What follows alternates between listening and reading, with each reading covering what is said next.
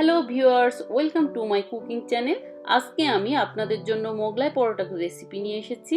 আমরা সবাই এই মোগলাই পরোটা পছন্দ করি বিকেলে নাস্তার জন্য। আমি দোকানের মতো করে মোগলাই পরোটা করে আজ আমি দেখাবো। এই রেসিপিটি ভালো লাগলে আরও নতুন নতুন রেসিপি দেখার জন্য সাবস্ক্রাইব করবেন, আর ভিডিওগুলো ভালো লাগলে আপনি আপনার ফ্রেন্ড এবং পরিচিত সবার সাথে শেয়ার করবেন। তো প্রথমে আমি এখানে 1 কাপ ময়দা নিয়েছি, 1 টিস্পুন চিনি নিয়েছি, হাফ টিস্পুন লবণ নিয়েছি,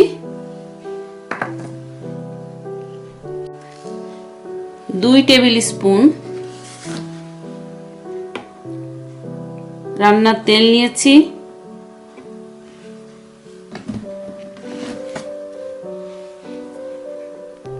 তো দেখুন এখন এগুলোকে ঠিক এভাবে ময়দার সাথে ভালোভাবে মিক্স করে দিতে হবে। এইভাবে মিশাতে হবে। দেখুন আমি কিভাবে মিশাচ্ছি। এভাবে খুব ভালোভাবে মিশাতে হবে। ঠিক এভাবে যেন দলা বেঁধে আসে। ঠিক এভাবে আমি অল্প অল্প করে পানি দিয়ে আস্তে আস্তে আমি এর সাথে মিশাবো।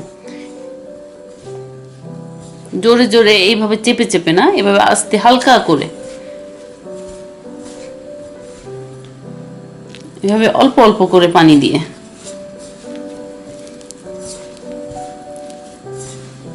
3 মিনিটের জন্য আমি ডোটা রেস্টে রেখে দিব। হালকা একটু ময়দা ছিটিয়ে এটাকে ভালোভাবে এভাবে মেখে নিব। দেখুন ময়দাটা মাখার পরে কত সফট এবং সুন্দরভাবে, এবং হাতে কোনো ময়দা লাগছে না। এভাবে আমি আরেকটু ভালোভাবে মেখে আরো 5 মিনিটের জন্য রেখে দিব। 5 থেকে 10 মিনিট রেখে দিলে হবে। এখন আমি এটাকে ঢেকে রেখে দেব।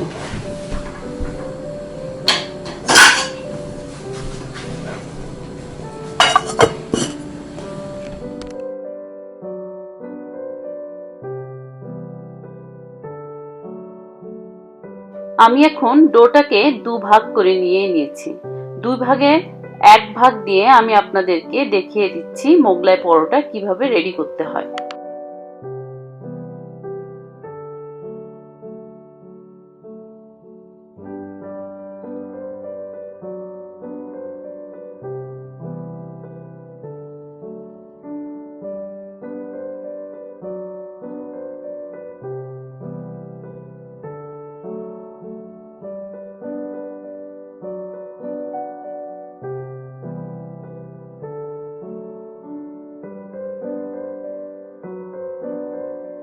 তো অল্প কিছু রুটির মতো বেলে তারপর আমি তেল দিয়ে মাখিয়ে নিয়েছি 2 পাশেই।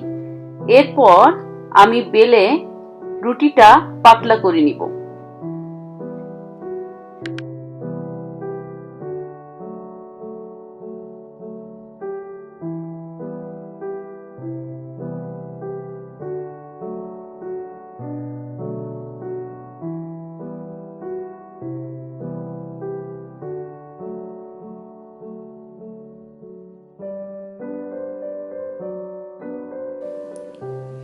তো দেখুন আমার এই যে রুটি বেলাটা ডান।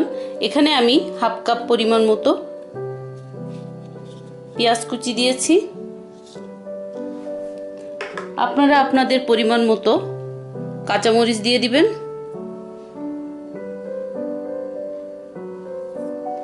এই পর্যায়ে আমি দিয়ে দিলাম কিছু ধনিয়া পাতা।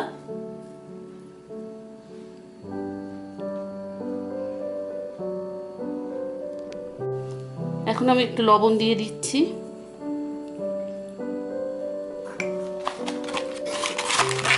আর অল্প সামান্য একটু চাট মশলা।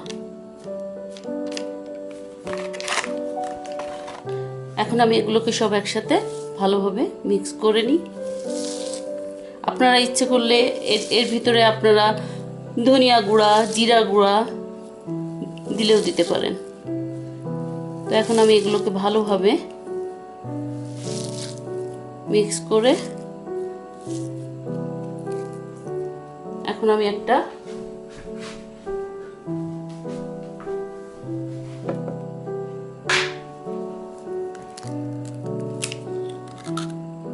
ডিম দিয়ে দিব, দিয়ে আমি এর ভিতরে এটা ভালোভাবে মেখে নিব।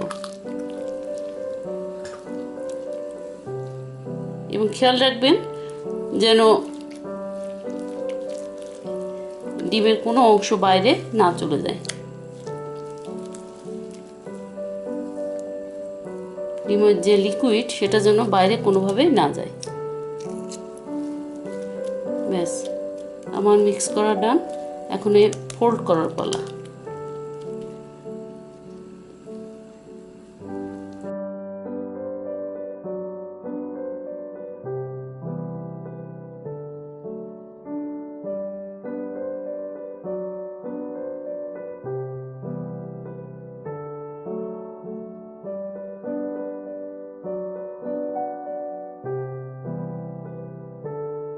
তো এই হলো আমার মোগলাই পরোটার ভাজ করা।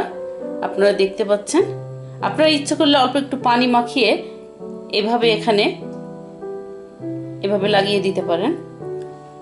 আর ভাজার সময় এই পার্টটা উপরে না, এটা নিচে থাকবে এবং নিচের পার্টটা উপরের দিকে থাকবে। তো চলুন এখন আমরা ভাজতে চলে যাই। এই যে ভাজের যে অংশ সেটা আমি এখন নিচের দিকে দিয়ে দিলাম এবং আমার তেলটা কুসুম কুসুম গরম। ঠিক এই পর্যায়ে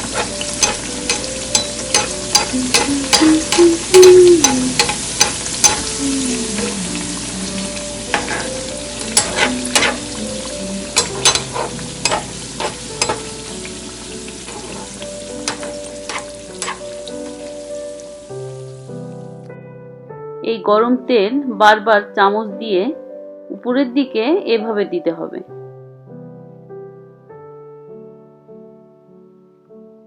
দিতে দিতে আমার এক পাশ হালকা হয়ে গিয়েছে।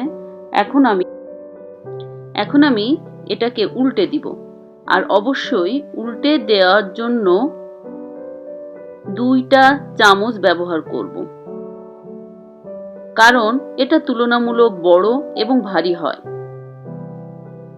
আর তাই উল্টে দেওয়ার সময় সাবধানে উল্টাতে হবে, তা না হলে গরম তেল ছিটকে গায়ে লাগতে পারে।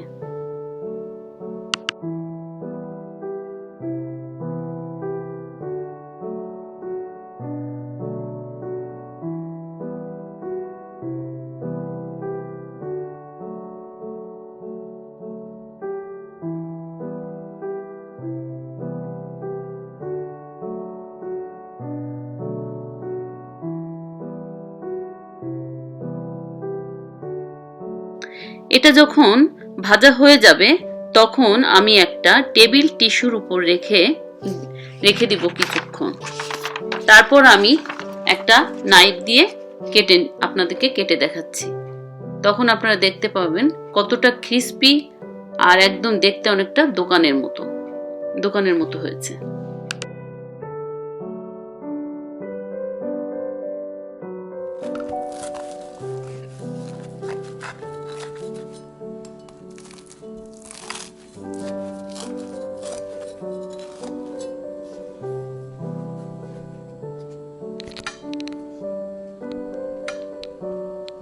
আপনারা যদি এভাবে ঘরে তৈরি করেন তাহলে বাইরের থেকে আর কিনে খেতে হবে না। আশা করি আজকের এই রেসিপিটা ভালো লাগবে।